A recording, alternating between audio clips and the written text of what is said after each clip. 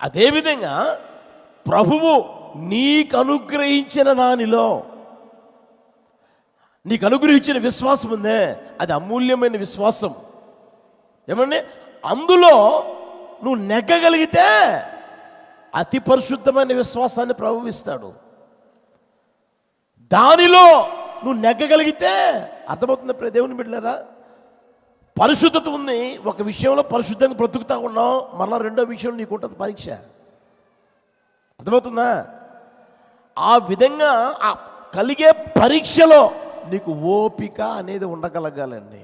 ప్రభువు ద్వారా ఏదైతే నీకు పరీక్ష కలుగుతుందో అప్పుడప్పుడు అంటావే, ప్రభువు నన్ను పరీక్షిస్తున్నట్టున్నాడన్నా, ప్రభువు నా కుటుంబాన్ని పరీక్షిస్తున్నట్టున్నాడన్నా, లేకపోతే ఈ బాధ ఏందన్నా, ఈ శ్రమలు ఏందన్నా, ఈ నిందలు ఏందన్నా, ఈ అవమానాలు ఏందన్నా, నేను తట్టుకోలేమో అనుకున్నానన్నా, ప్రభువు నెట్టేశాడన్నా, ప్రభు అలా తీసి పైన పెట్టేయడన్నా అనే మాటలు మాట్లాడుతూ ఉంటాం.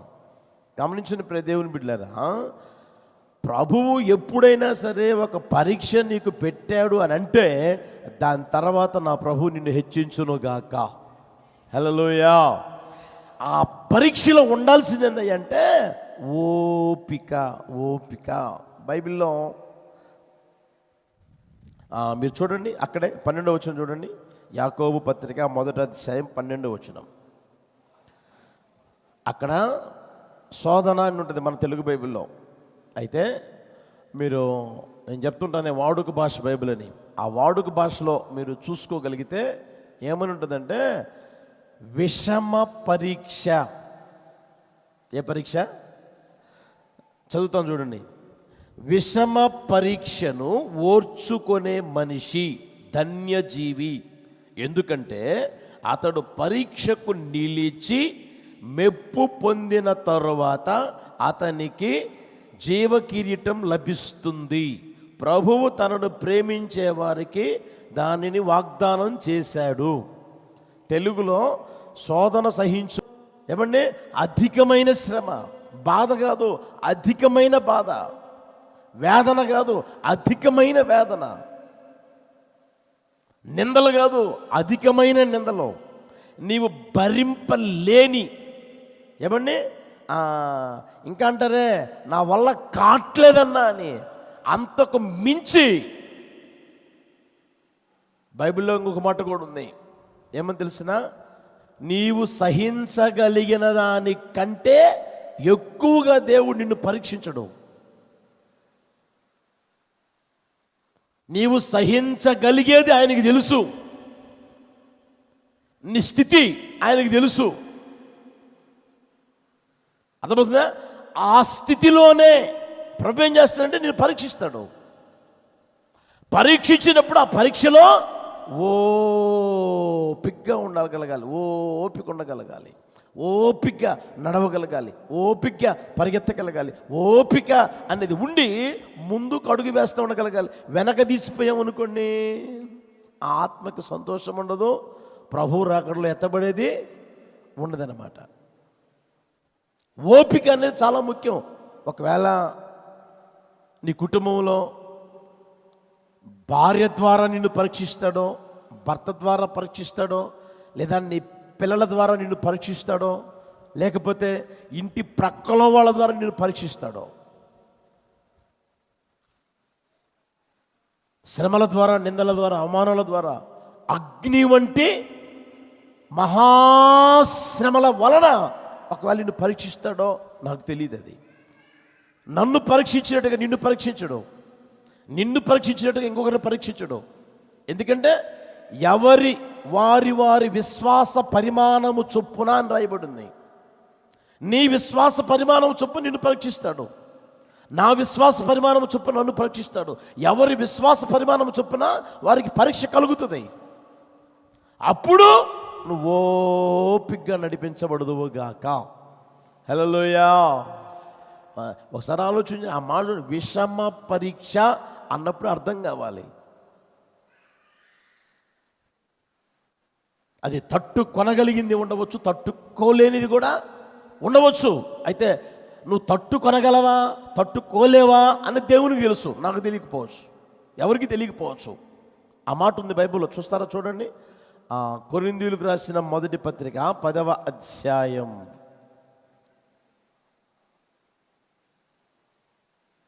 13వ వచనం చూడండి. సాధారణముగా మనుష్యులకు కలుగు పరీక్ష తప్ప మరి ఏదియు మీకు సంభవింపదు. దేవుడు నమ్మదగినవాడు, మీరు సహింపగలిగినంత కంటే ఆయన మిమ్మును ఎక్కువగా పరీక్షింపడు. అంతేకాదు, సహింపగలుగుటకు ఆయన శోధనతో కూడా తప్పించుకుని మార్గమును ఆయన కలుగు చేస్తాడు. హల్లెలూయా. దాన్ని మనం గుర్తెరగలగాలి. సహించలేని దానికంటే మనల్ని ఆయన పరీక్షించడు.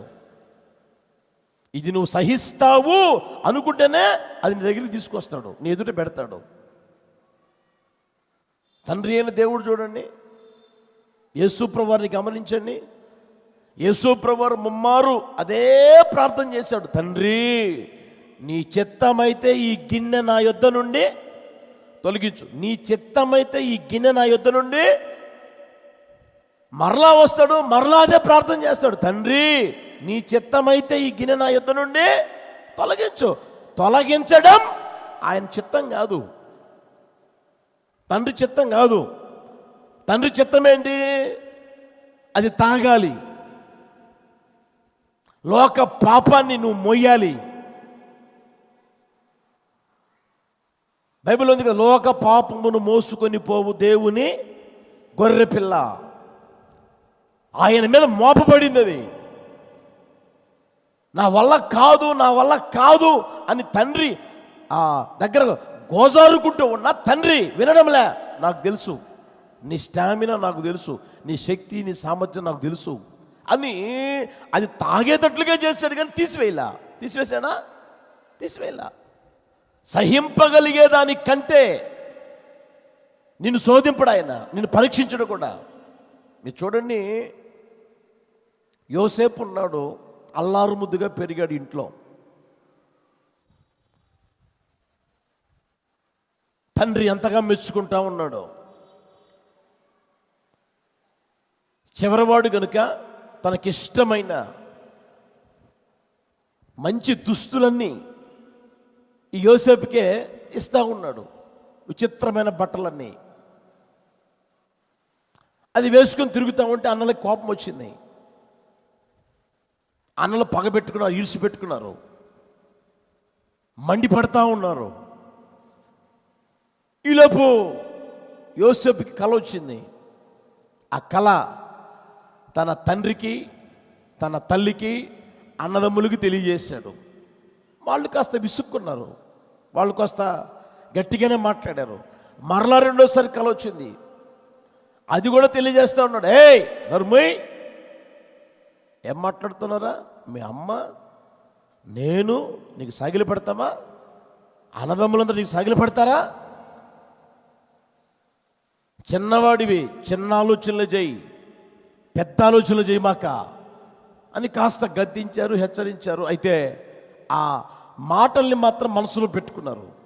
బాగా గమనించిన దేవుని బిడ్డలారా, ఆ కళ లేదా ఆ దర్శనం ఆయన పొందుకున్న తర్వాత బైబిల్లో రాయబడిన మాట ఏం తెలిసిన? చూడండి, 105వ కీర్తన, 105వ కీర్తన తీసారా? 17. వారి కంటే ముందుగా ఆయన ఒకని పంపెను, యోసేపు దాసుడుగా అమ్మబడెను. ఎక్కడ ఉన్నవాడు? అల్లరు ముద్దుగా పెంచబడినవాడు. ప్రేమంతా, తండ్రి ప్రేమంతా పొందుకున్నవాడు. తండ్రి ప్రేమకు బానిసగా మారి తండ్రి చాటున కుమారునిగా పెరుగుతూ ఉన్నవాడు, తండ్రి దగ్గరే ఉన్నవాడు. ఇప్పుడు ఏ స్థితిలోకి పోయాడు అంటే దాసుడిగా మారాడు. తన అన్నలు గుంటలో వేశారు, గుంటలో వేసిన వాడిని పైకి లేవనెత్తారు. ఆ గుంటలో వేయబడినప్పుడు ఆ యోసేపు కేకలు వేశాడంట.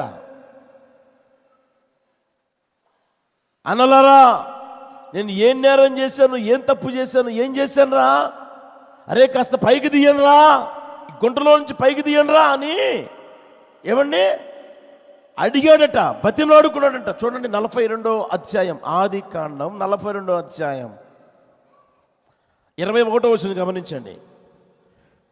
నిశ్చయముగా మన సహోదరుని ఎడల మనము చేసిన అపరాధమునకు శిక్ష పొందుచున్నాము, అతడు మనలను బతిమాలు కొనినప్పుడు మనము అతని వేదన చూచియు వినకపోతిమి.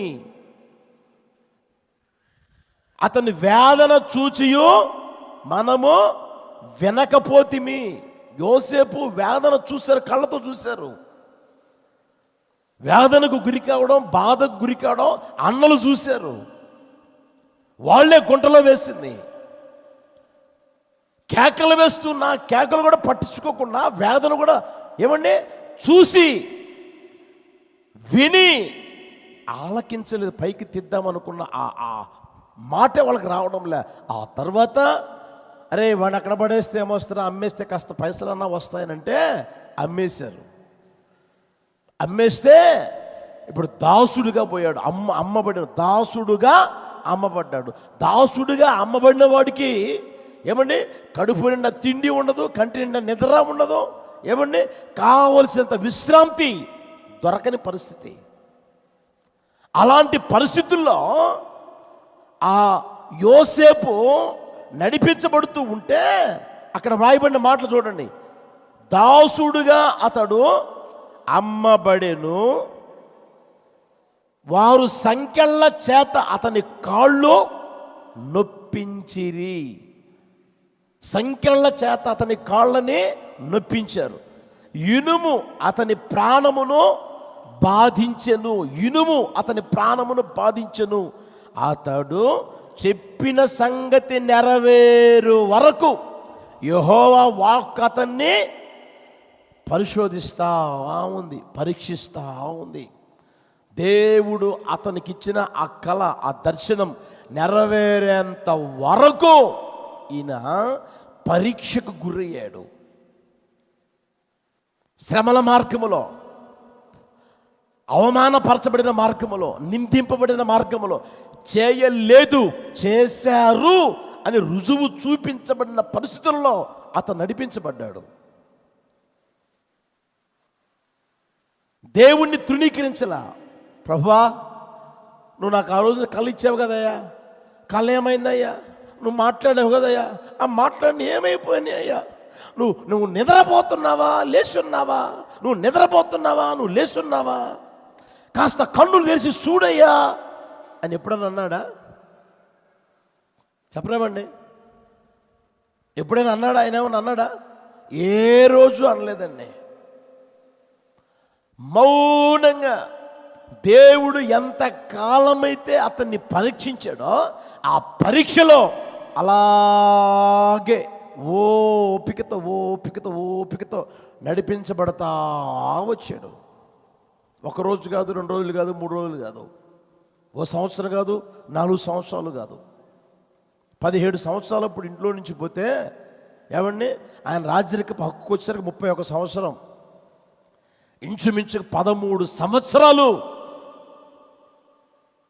ఆయన బాధల మధ్యలో, నిందల మధ్యలో, అవమానాల మధ్యలో కొట్టుమిట్టాడాడు.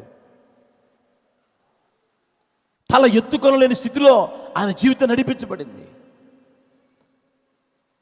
ఏ రోజైనా వాళ్ళ అన్నల గురించి తెలియజేశాడా? మా అన్నలు దుర్మార్గులయ్యా, వాళ్ళకి నేను ఏ నేరం చేయలేదా, ఏ కీడు చేయలేదయ్యా, నేను వాళ్ళకి మేలే చేశానయ్యా, తండ్రి ఇచ్చిని వాళ్ళకి ఇచ్చానయ్యా, నన్ను గుంట్లో పడేసి వాళ్ళు తింటా ఉన్నారయ్యా, ఆ తర్వాత నన్ను అమ్మారయ్యా, గేదెను అమ్మినట్టు అమ్మారయ్యా అని ఏ రోజున చెప్పాడా? ఎక్కడ చెప్పలా, ఎక్కడ ఏ రోజు చెప్పలా. మనమైతే ఏం చేస్తాం? ఆలోచన చేయండి. మనమైతే ఏం చేస్తాం? అంత నిందొచ్చినా, అంత అవమానం వచ్చినా, అంత తల ఎత్తుకొనలేని పరిస్థితి కలిగినా, సిగ్గు ముఖాన్ని కమ్మినా ఏమి ఎవరి గురించి ఎక్కడ మాట్లాడలేదండి. అలాగే ఓపిక నడిపించబడతా వచ్చాడు. దేవుడు ఎంత కాలమైతే పరీక్షించాడో అంతకాలం ఆ పరీక్షలోనే నిలిచాడు. కానీ ఇవి నాకొద్దు బాబు, దేవుడు వద్దు, మందిరము వద్దు, ఆ కళ్ళు వద్దు, ఆ దర్శనాలు వద్దు, ఎక్కడో దెక్క కూలినాలు చేసి బతుకుతానని ఎప్పుడు త్రోసివేసి వెళ్ళిపోయిన వాడు కానే కాదండి. దాన్ని గుర్తెరుగుదుము గాక. హల్లెలూయా. రోజున మన వ్యక్తిగత జీవితాలు ఎలా మారిపోతున్నాయి గమనించండి. పరీక్షిస్తూ ఉన్నప్పుడు ఆ పరీక్షకి మనం నిలబడగలుగుతూ ఉన్నామా? దేవుడు నిన్ను పరీక్షించినప్పుడు ఆ పరీక్షలో నిలిచి నడవగలుగుతూ ఉన్నావా? లేకపోతే ఎంత ప్రార్థన చేస్తున్నానో ప్రార్థనే ఆలకించట్లేదు అన్నట్టుంది. దేవుడు అసలు నన్ను మర్చిపోయినట్టున్నాడు, నా కుటుంబాన్ని మర్చిపోయినట్టున్నాడు, నా పిల్లలు మర్చిపోయినట్టున్నాడు, అసలు నన్ను మర్చిపోయినట్టున్నాడు దేవుడు అని ఎన్ని అనరాని మాటలు మాట్లాడుతూ ఉంటాం. ప్రియ దేవుని బిడ్డలారా గమనించండి. యోసేపు ఏ రోజు కూడా ఏమండి దేవునిని నిందించలేదు, దేవునిని నోటికొచ్చుడిగా మాట్లాడలేదు, ఓపికగా నడిపించబడ్డాడు. ఎంత కాలం పరీక్షించాడు అంతవరకు ఓపికగా తన జీవితం నడిపించుకున్నాడు. అట్టి కృపతో ప్రభు అందరినీ నింపి నడుపును గాక. హల్లెలూయా, హల్లెలూయా. ఆ పరీక్షించిన తరువాత మీరు చూడండి, ఓసారి అంటాడు యోసేపు అంటాడు, అయ్యా మీకు మేలు జరిగిన తర్వాత నన్ను జ్ఞాపకం చేసుకొని. వాళ్ళు ఏమైనా జ్ఞాపకం చేసుకున్నారా? వాళ్ళు జ్ఞాపకం చేసుకోవాలా, వాళ్ళు కూడా మర్చిపోయారు. దేవుడు మర్చిపోలా.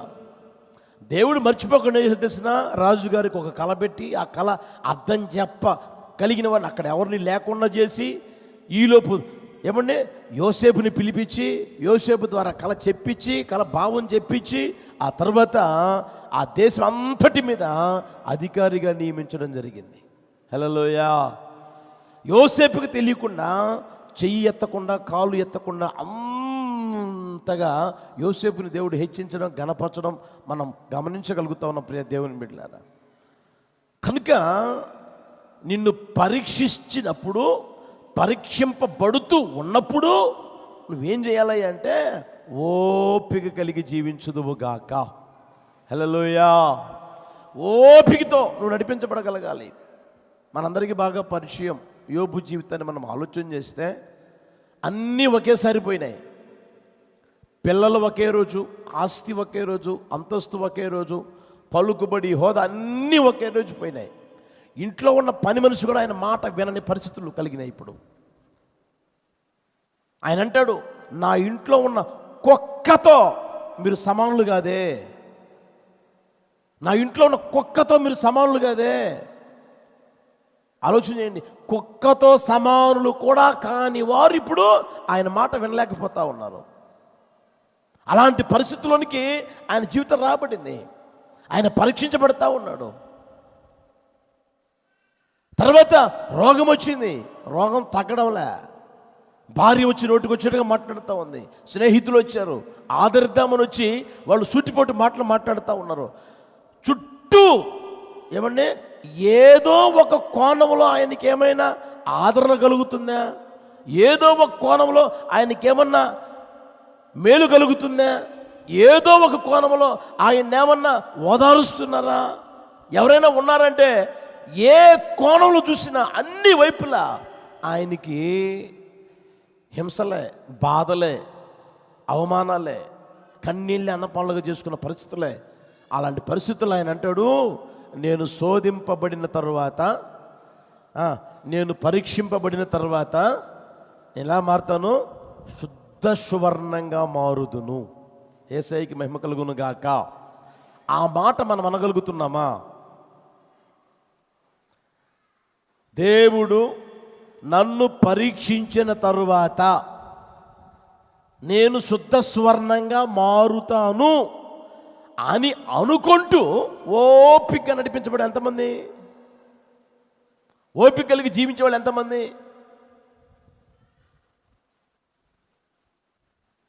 ఓపిక అనేది ఈ రోజున చాలా చాలా తక్కువైపోయింది.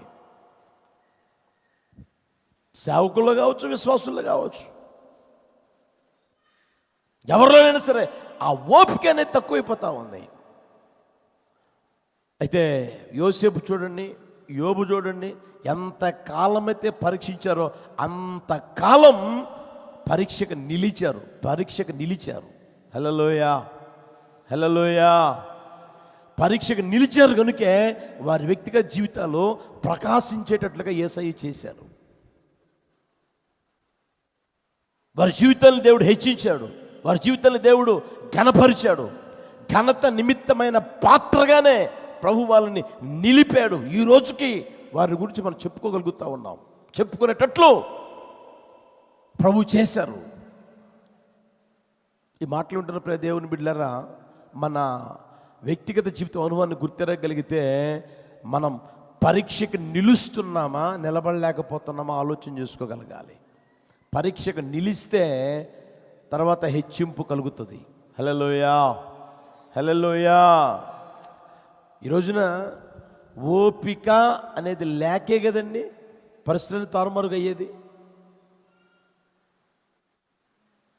భర్త గురించి భార్యకి, భార్య గురించి భర్తకి, పిల్లలకి, కుటుంబంలో అన్నదమ్ముల మధ్య ఓపిక అనేది లేకే కదా ఘనత అనేది కలగడం లే. ఓపిక అనేది లేకే కదండి, సహించడం అనేది లేకే కదండి. ప్రభు అంటాడు, ఓపిక అనే బడిలోకి వచ్చి నువ్వు పాఠం నేర్చుకోగలగాలి. హల్లెలూయా, హల్లెలూయా. ఓపిక అనేది బైబిల్లో మనం చూస్తే గొప్ప ద్రోహ కార్యాలు జరగకుండా చూస్తుంది. ఓపిక గొప్ప ద్రోహ కార్యాలు జరగకుండా చూస్తుంది. ఎంతగైతే మనం పరీక్షించబడతా ఉంటామో అంతగా ఓపిక కలిగి జీవించుదుముగాక. అట్టి కృపతో ప్రభు నింపి నడుపునుగాక. రెండో మాట చూద్దామా? యాకోబు పత్రిక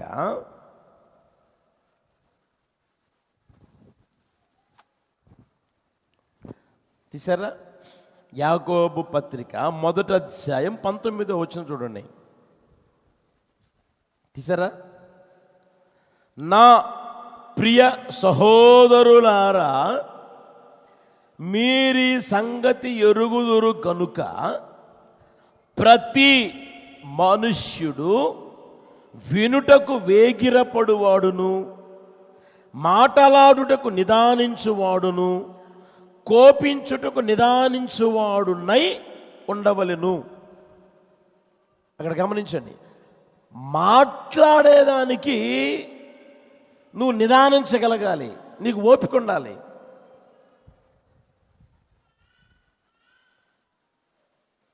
పరీక్ష కలిగినప్పుడు ఓపిక ఉంటే హెచ్చింపు కలుగుతుంది. మాట్లాడేదానికి నువ్వు నిదానిస్తే, ఓపికగా ఉండగలిగితే దాని ద్వారా కలిగే ఆశీర్వాదం ఏంటంటే నెమ్మదిగా ఉంటావు, సంతోషంగా ఉంటావు, సమాధానకరమైన జీవితం ప్రభు దయచేస్తాడు. మాట్లాడేదానికి నిదానిస్తే, మాట్లాడేదానికి నీకు ఓపిక ఉంటే ప్రభు ఏం చేస్తాడంటే సమాధానం కలుగు చేస్తాడు, నెమ్మది కలుగు చేస్తాడు, విశ్రాంతిగా జీవితాన్ని జీవిస్తూ ఉంటావు. అందులో నీకు ఓపిక లేదు అనుకో,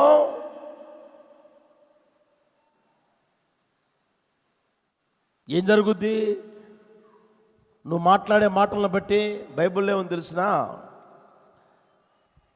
ఆయన నోరు తెరిచి ఈలాగు మాటలాడసాగెనని ఉంది. ఎవరు?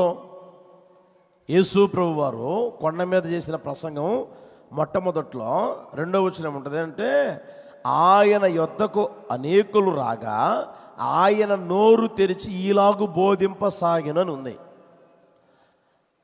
నోరు తెరవకపోతే మాట్లాడతారా? మాట్లాడతారా? ఎవరు మాట్లాడలేరు. నోరు తెరిస్తేనే మాట్లాడగలరు. నువ్వు మాట్లాడాలనుకున్నప్పుడు నోరు తెరవాలి. నోరు తెరవకుండా ఎవరు మాట్లాడలేరు. యేసు ప్రభు వారు నోరు తెరిచి మాట్లాడారు. ఏం మాట్లాడారు? సత్యం మాట్లాడారు. ఏం మాట్లాడారు? వాస్తవాన్ని బోధించాడు. ఆయన ఏం మాట్లాడారు? దయగలిగిన మాటలు మాట్లాడారు. ఆయన ఏం మాటలు మాట్లాడారు? ఒక వ్యక్తి నిత్య జీవం పొందుకొనగలిగిన మాటలు మాట్లాడారు. ఆయన ఏం మాట్లాడారు? ఆయన ఏం బోధించారు? ఒక వ్యక్తి బాగుపడగలిగిన మాటలు, ఒక వ్యక్తి దీవించబడగలిగిన మాటలు, ఒక వ్యక్తి ఆశీర్వదించబడగలిగిన మాటలు యేసు ప్రభు మాట్లాడారు.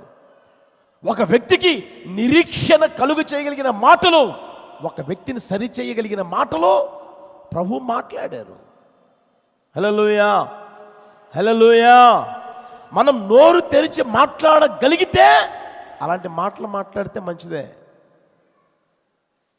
ఒకరిని ఆదరించగలిగిన మాటలు, ఒకరిని ఓదార్చగలిగిన మాటలు, ఒకరిని లేవనెత్తగలిగిన మాటలు, ఒకరిని బాగు చేయగలిగిన మాటలు, ఒకరిని సరి చేయగలిగిన మాటలు,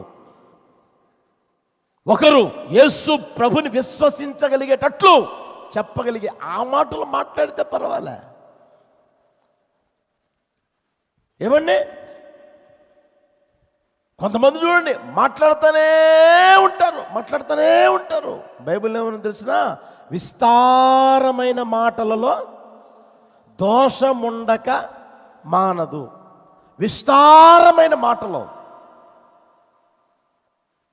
విస్తారమైన ప్రార్థన చేయమని చెప్పండి, చేయరు. విస్తారంగా బైబిల్ చదవమని చెప్పండి, చదవరు. విస్తారంగా మాట్లాడమని చెప్పండి, పక్కింటి వాళ్ళతో మాట్లాడతారు, ఎదురింటి వాళ్ళతో మాట్లాడతారు, వెనకింటి వాళ్ళతో మాట్లాడతారు. ఎక్కడ టైం దొరికితే, ఎప్పుడు సమయం దొరికితే అప్పుడు మాట్లాడుతూనే ఉంటారు. ఏది మామూలుగా మాట్లాడింది కాకుండా మరలా ఫోన్ ఒకటి పెట్టుకొని వ్యవహారం చేస్తూనే ఉంటారు. 24 hours మాట్లాడుతూనే ఉంటారు. విస్తారమైన మాటలు. ఏమండి, అంతగా ప్రార్థన చేయమని చెప్పండి, అస్సలు నడవడమే లేదన్న. ప్రార్థన నడవడమే లే. మరి మాట్లాడేదానికి నడుస్తుందా? ఏమండి, పోసుకోలు కబుర్లు మాట్లాడేదానికి నడుస్తుందా? పోసుకోలు కబుర్లు మాట్లాడేదానికి సమయం ఉంటుందా? అవి చూడండి నాన్ స్టాప్గా వస్తూ ఉంటాయి మాటలు. ఎక్కడి నుంచి వస్తాయో తెలియదు. దరిద్రపు మాటలు, ఎందుకు పనికిరాని మాటలు, ప్రయోజనం లేని మాటలు. ఏమండి, ఒకరిని కించపరిచే మాటలు, ఒకరిని అధైర్యపరిచే మాటలు, ముసలమ్మ ముచ్చట్లు, ప్రయోజనం లేనివి, పనికిరానివి, ఎందుకు పనికిరాని మాటలు కొరుకుడు పుండు ప్రాకినట్టుగా ప్రాకుతూ ఉంటాయంట. అలాంటివన్నీ మాట్లాడి నువ్వేం చేస్తావు తెలుసునా? విస్తారమైన మాటలు ఏముంటుందంట? దోషం ఉంటే ఆ దోషాన్ని మూట కట్టుకొని మెళ్ళ వేసుకుంటా ఉన్నావు. మాట్లాడి మెళ్ళ వేసుకుంటా ఉన్నావు. బైబిల్లో ఉంది కదండి, యోబు అంటాడు, నా అతిక్రమములు సంచిలో వేసి ముద్రించి ఉన్నావు. చూడండి ఆ మాట, 14వ అధ్యాయమా యోబు 14 చూడండి, 17. నా అతిక్రమము సంచిలో ముద్రింపబడి ఉన్నది, నేను చేసిన దోషమును. చదవండి, అందరూ చదవండి. నా అతిక్రమం సంచిలో ముద్రింపబడి ఉన్నది, నేను చేసిన దోషమును. ఏం చేశాడంట ఆయన? భద్రంగా ఉంచాడంట. నీ మెడకు ఒక సంచి వేసి ఆ సంచిలో నీ అతిక్రమం వేసి ముద్రేస్తూ ఉన్నాడు. నువ్వు చేసిన దోషమంతా ఏమండి అందులో వేయడం, ముద్రేయడం, అందులో వేయడం, ముద్రేయడం, అందులో వేయడం, ముద్రేయడం, భద్రంగా పెడతాడంట దేవుడు.